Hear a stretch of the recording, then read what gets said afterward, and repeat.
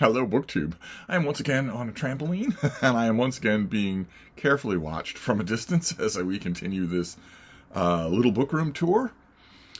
Don't really know what the point is, but we're going to continue at least as long as I can. I'm heading into real ergonomic trouble, so I don't know what I'm going to do with the rest of the filming in this room. I might try filming elsewhere. But anyway, let's start. So we have Dead in Good Company, which is a celebration of Mount Auburn Cemetery, which is right near to me. This is, it's mainly a study of Mount Auburn Cemetery. Is a beautiful old Victorian cemetery. It's just lovely. Lots of famous people buried there. But the main thing about this book is the gigantic colonies of nature that have grown up there. It's a quiet, beautiful nature space with barely any human traffic. So animals have learned that and live there in their plenitude. And most of the writing in this book is people who have been watching those populations of animals. Then we have the only book I have from Edgar Rice Burroughs Incorporated. They send boxes of stuff to Michael K. Vaughan, but the only one I've ever that I have is this one. It's Beyond the Farthest Star, the restored edition. So they kept the great cover, but they restored a lot of the stuff that Edgar Rice Burroughs had written and that was cut out in the. He wrote it in serialized form, and then a lot of stuff was cut out in the book. And this, I guess, restores it. I haven't done a line-by-line comparison, so I'm not 100% sure of how much that changes things. Then we have a UK trade paperback of The Cold 6000. This is my personal favorite, James Ellroy. Very violent, very vile, but also beautifully impressionistic, almost at times like poetry. I just love it. And I love it enough so that I've had hardcovers and paperbacks over the years, but the UK trade paperback is so wonderful. It's just, I like it. I like them so much better. We have a galley copy of Ron Powers' biography of Mark Twain, which is great. Absolutely brilliant. Heartfelt, funny, beautifully written. And lots of other words that I really can't use with the new Ron Chernow biography of Mark Twain. We have one volume in Will Durant's History of Civilization. This is his book on the Reformation. His big book on the Reformation that includes all the major players, it includes all the minor players, it includes all the doctrinal disputes. This whole series is really, really good, but I have never seen it with these kinds of covers before. I'm assuming that if, who did this? Who did this? Oh, aren't you funny? You're not going to tell me who you are? Are you publishing this anonymously? How about on the copyright page? Are you going to lie then too? MJF Books, whatever the hell that is. I'm assuming that they didn't do just this one volume. I'm assuming they did the whole series with covers like this. And I would like to have the whole series with covers. I would have the whole with covers like this. But I love this volume, and it has somehow wandered its way into this room, even though none of the other volumes have. Okay, then we have, these were gifts from James Holder. These are the 2 volumes of Robert Jordan's novels of Conan the Barbarian, the Chronicles of Conan and the Further Chronicles of Conan. I love Conan pastiche novels quite a bit. I cut my teeth on them. Actually, most of us did, right? Because the Elsberry de Camp and Lynn Carter books are basically Conan pastiche novels for a lot of their length. I cut my teeth on them and lots of other Conan pastiche fiction, so I love Robert Jordan's, so they came in here.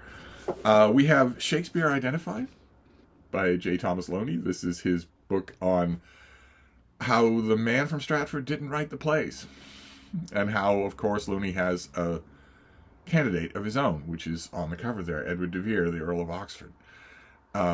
This is the firecracker book that really started the modern iteration of the so-called Shakespeare authorship controversy. It makes for surprisingly good reading. I don't know, maybe it shouldn't be a surprise. Then we have Books of the Century. This is a collection of 100 years of book reviews in the New York Times Book Review. It's got engravings by Mark Summers that are all throughout here. And it just takes you chronologically, so it tries to shake off the prejudices of future reputations, and just show you what the Times was talking about and what they were saying. But it inevitably is a tour of how the Times responded to works that have then gone on to become canonical or well-regarded or infamous. I mean, there's a review in here of Mein Kampf. A whole bunch of stuff in here that you won't find unless you borrow through the online catalog of the New York Times. And I love it. I spend so much time in this book. So much time. And technically, since it's a collection of book reviews, it really does belong in the book review shelf. But I spend so much time in this book.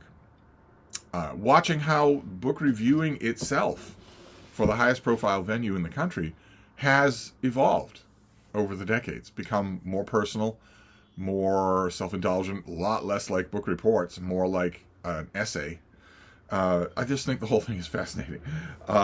Okay, then we have another book that by rights ought to be on that shelf out there. This is The Evening Colonnade by Cyril Connolly, a collection of his occasional writing, not just book reviews, but other stuff as well, travel writing. There's lots of travel writing in here.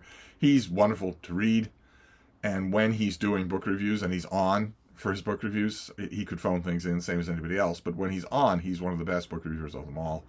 So as a result, I have a large amount of his work, although only one book in here. The Ruined Playground is not in here. Then we have Barry Lopez of Wolves and Men. This is a trade paperback of his slightly oversized, heavily illustrated book on wolves in human culture. It also doubles as an informal natural history of wolves. It's tremendous. It's a perfect example of the karma of BookTube. I've noticed for years that I was not seeing copies out in used bookstores, so I complained about it on BookTube, and sure enough, one appeared right after I did that. We have this little thing that I just recently found at the Brattle. This is A Natural History of Raccoons, which has lots of original illustrations in it rather than photos. Raccoons fascinate me, not just because I have one, but also because they are eerie and interesting creatures. So that's in here. Then this thing, I think, which was found at the same time. This is Great American Nature Writing, an older anthology of Great American Nature Writing, also with lots of, can I get them? The pages are old. Also with lots of original illustrations. There we go. Stuff like that. I love anthologies, and I love nature writing. I love anthologies of nature writing, and find an older one is great. Then we have yet another thing that belongs out in that other room. This is the selected writings of John J. Chapman. When his book essays, I don't think in his almost isolated case, I don't think it would be fair to call them reviews. But when he is meditating on an author, he is just great. Just fantastic. And I had a copy of this thing. There's the bean. Here's the hi baby. I'm coming. I had a copy of this thing that I battered to pieces. So when I found another copy in relatively perfect condition, this looks just like it when it was made, I grabbed it.